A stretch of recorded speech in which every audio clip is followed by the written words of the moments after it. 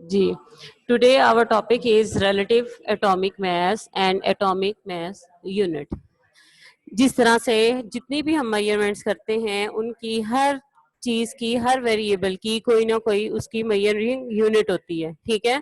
तो जब हमने एटॉमिक मास हमने पढ़ा तो एटॉमिक मास के लिए देखा गया कि फिलहाल उसकी कोई यूनिट नहीं थी, तो उसकी यूनिट डिस्क्राइब करने के लिए जो है वो जो केमिस्ट थे उन्होंने जो कुछ काम जो है वो स्टार्ट किया, ठीक है, जिसमें उन्होंने एक एटम को एक एलिमेंट को एज अ सैंपल लिया, ठीक है। सैंपल जो था वो उस वक्त जो मोस्ट अबंडेंट जो एलिमेंट पाया जाता था दैट वाज कार्बन 12 एटम्स, ठीक है। अब कार्बन 12 क्या है? कार्बन एटम हैज 3 आइसोटोप्स, जिसमें उसके आपने जैसे आइसोटोप्स आपने 7th क्लास में आपने पढ़े थे। आइसोटोप्स क्या है? आइसोटोप्स एक ऐसा एलिमेंट है that have different mass number, ठीक है, डिफरेंट मैस नंबर है but it has same atomic number, ठीक है। डिफरेंट मैस नंबर इसका डिफरेंट है लेकिन एटॉमिक नंबर जो है इसका सेम होता है, ठीक है। ऐसे एलिमेंट सेम होगा लेकिन उसमें जो डिफरेंट एलिमेंट्स होते हैं, डिफरेंट नंबर ऑफ एटम्स होते हैं, ठीक है, उनमें उनका जो डिफरेंस है वो सिर्फ एटॉमिक मैस में होता है, अदरवाइज वो सेम है। तो कार्बन 12 क्या है कि कार्बन 12, कार्बन 13 एंड कार्बन 14, ठीक है, 3 आइसोटोप्स हैं जिनमें सबसे ज्यादा जो अबंडेंटली पाया जाता है दैट इज कार्बन 12। तो कार्बन 12 को उस वक्त जो है वो एज अ रेफरेंस या एज अ रिलेटिव जो है वो लिया गया to find out the unit for the atomic mass. जो एटॉमिक मैस है उसकी यूनिट फाइंड आउट करने के लिए कार्बन 12 को सिलेक्ट किया गया, ठीक है। अब जो कार्बन 12 है उसको सिलेक्ट किया गया तो किस तरह से उससे रिलेटिव एटॉमिक मास जो है वो फाइंड आउट किया गया। This is the definition of relative atomic मास। जैसे आप किसी भी आप स्केयर ले लें, ठीक है, उसको आप 12 पार्ट्स में जो है वो डिवाइड करेंगे। 12 पार्ट्स में जब डिवाइड करेंगे तो क्या होगा? Each part of that square will be उसका जो हर पार्ट है उसका क्या होगा? 1/12, ठीक है।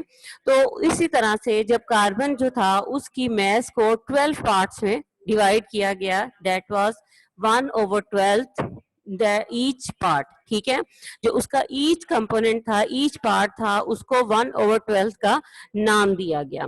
सो relative atomic mass of an element is the average mass of an atoms of that element as compared to 1/12 the mass of an atom of carbon 12 isotope। जो carbon 12 isotope है उसकी 1/12 से कंपेयर करके बाकी जो एलिमेंट्स थे उनकी mess निकाली जा सके, ठीक है। जैसे कि अगर हम उसको लेते हैं 1/12 जो है दैट इज कॉल्ड 1 AMU, ठीक है, उसको 1 एटॉमिक मैस का जो मैस यूनिट का नाम दिया गया, ठीक है। This is the definition of atomic mass unit. पहले इसको आप जो है वो कर लें, उसके बाद मैं आपको दोबारा से एक्सप्लेन करती हूँ। This is 1 atomic mass. The unit for the relative atomic mass is atomic mass unit with symbol AMU। 1 atomic mass अब किसके इक्वल है? 1 atomic mass unit is 1/12 the mass of 1 atom of carbon 12, ठीक है। Carbon 12 के जो एक unit जिसको हमने 12 पार्ट्स में डिवाइड किया था उसकी एक यूनिट को AMU का नाम दिया गया। मींस अगर 1 कार्बन एटम है तो उसमें 12 AMU है, ठीक है। अब वो जो 1 AMU है एटॉमिक मास यूनिट है उसको as a relative as a relation use किया गया to find out the atomic masses of the other elements, ठीक है। अदर एलिमेंट्स जो हैं उनकी एटॉमिक मास को फाइंड आउट करने के लिए उसको एज अ सैंपल लिया गया, एज अ रिलेशन लिया गया, जिसकी साथ रिलेट करके जो है वो बाकी एलिमेंट्स की एटॉमिक मास को फाइंड आउट किया जा सकता है। अब इसकी दोबारा से हम डेफिनेशन देख सकते हैं। This is the definition for atomic mass unit, जिसको आपने हम यूनिट भी कहेंगे, यूनिट ऑफ रिलेटिव एटॉमिक मास और एटॉमिक मास यूनिट, ठीक है। ये आपको सेपरेट जो है वो क्वेश्चन आ सकता है, what is atomic mass unit और AMU। तो this is the definition of relative atomic mass unit. Now come back to the definition of relative atomic mass, ठीक है। Relative atomic mass of an element is the average mass of the atoms, ठीक है। Average mass जब हम number of atoms consider करते हैं तो उसमें हम एवरेज लेते हैं, ठीक है, average of all atoms. As compare to 1/12 the mass of an atom of carbon 12 isotope. ठीक है, जो कार्बन 12 आइसोटोप में से हमने जो एक AMU निकाला था, जो उसका 1/12 बना रहा है, उसके साथ कंपेयर करके इस तरह से बाकी जो एलिमेंट्स हैं उनकी हमने रिलेटिव एटॉमिक मैसेज जो है फाइंड आउट की। फॉर एग्जांपल है आपके पास, जैसे कार्बन है, कार्बन का हम कहते हैं इट हैज 12 AMU। ठीक है, क्योंकि उसमें 12 पार्ट्स हैं, 12 यूनिट्स हैं, तो उसका मैस जो होगा वो 12 AMU है। Now we will compare it with nitrogen atoms. ठीक है, नाइट्रोजन एटम है तो नाइट्रोजन का 14 है, नाइट्रोजन में जो AMU यूनिट्स हैं वो 14 है। It means it has atomic mass that is 14 AMU। अगर हम इसको ऑक्सीजन के साथ करते हैं, ऑक्सीजन के साथ कंपेयर करते हैं, तो oxygen will have 16 units, 16 atomic mass units. ठीक है, जो AMU है तो उसका जो एटॉमिक मास हम उसको नाम देंगे that is 16 AMU। Then again we will go to some other atoms. आप किसी भी एटम्स की जितनी भी हमने एटॉमिक मैसेज, जितने भी एलिमेंट्स की फाइंड आउट की हैं, all those atomic masses are relative atomic masses. Relative हम क्यों कहेंगे? Because these are related with the AMU in relation with carbon 12 isotope. उसके रिलेशन से हमने जो है वो फाइंड आउट की है, इसलिए हम इनको रिलेटिव एटॉमिक मास कहते हैं। अब हमारे पास, इससे पहले जब आपने एटॉमिक मास पढ़ा था तो आपने कोई यूनिट जो है वो ऐड नहीं की थी, लेकिन अब हम जब एटॉमिक मास लिखेंगे किसी भी एलिमेंट की, तो उसके साथ we can put the symbol of AMU। ठीक है, AMU जो है वो उसकी यूनिट को रिप्रेजेंट कर रही है कि ये इस एलिमेंट की जो है वो एटॉमिक मास है। ठीक है, so now this is a definition of relative atomic मास। उसके बाद आपने एटॉमिक मास यूनिट या AMU है उसकी आपने डेफिनेशन फाइंड आउट करनी है। अब हमने इसका रिलेशनशिप निकालना है विद ग्राम्स, कि अगर हम ग्राम्स में इसका हम रिलेशनशिप फाइंड आउट करें तो वो किस तरह से आता है। ठीक है, उसमें क्या है कि 1 AMU जब कैलकुलेशंस की गई तो 1 AMU that was found equal to 1.66 into 10⁻⁻24 gram. ठीक है, जब 1 AMU को ग्राम में फाइंड आउट किया गया तो उसकी जो एक कांस्टेंट वैल्यू हमारे पास आती है दैट इज 1.66 इंटू 10⁻⁻24 ग्राम। अब जब इन जो है वो मैसेज को हम रिलेट करते हैं विद सब एटॉमिक पार्टिकल्स, ठीक है, तो उसमें एग्जांपल्स आपके पास आ जाती हैं, मास of proton, mass of neutron and mass of an electron. ठीक है, तो मास ऑफ प्रोटॉन हम फाइंड आउट करते हैं। मास ऑफ प्रोटॉन जो है वो AMU में है 1.0073 AMU। ठीक है, अब देखें आप, जब मैथ्स हम पहले हम लिख रहे थे, इससे पहले जो हमने टॉपिक पढ़ा उसमें हमने कोई यूनिट ऐड नहीं की थी, लेकिन अब हमने इसकी यूनिट फाइंड आउट कर ली है। So we can put the unit for atomic mass और mass of subatomic particles. Mass of a proton is equal to 1.0073 AMU. अब ये AMU है, now we will convert it into gram. ठीक है, जब हम ग्राम में कन्वर्ट करेंगे तो we will multiply it with 1.66 into 10⁻⁻24 gram. ठीक है, 1.0073 को हम मल्टीप्लाई कर देंगे किसके साथ, 1.66 इंटू 10⁻⁻24 ग्राम, तो हमारे पास मास ऑफ प्रोटॉन जो है वो ग्राम्स में आ जाएगा, that is 1.672 into 10⁻⁻24 gram. Then next is mass of a neutron. Mass of a neutron जो है वो AMU में है 1.0087 AMU। Almost mass of proton and neutron are equal. ठीक है, बहुत ही स्लाइट ना होने के बराबर जो है इनमें डिफरेंस है, लेकिन जो है उनका मास ऑलमोस्ट सेम है। ठीक है, प्रोटॉन और न्यूट्रॉन का। सो अगर हम इसको ग्राम में कन्वर्ट करेंगे, we will multiply it with 1.66 into 10⁻⁻24। ठीक है, तो हमारे पास जो वैल्यू आ जाएगी that will be 1.674 into 10⁻⁻24 gram. This is mass of a neutron in AMU।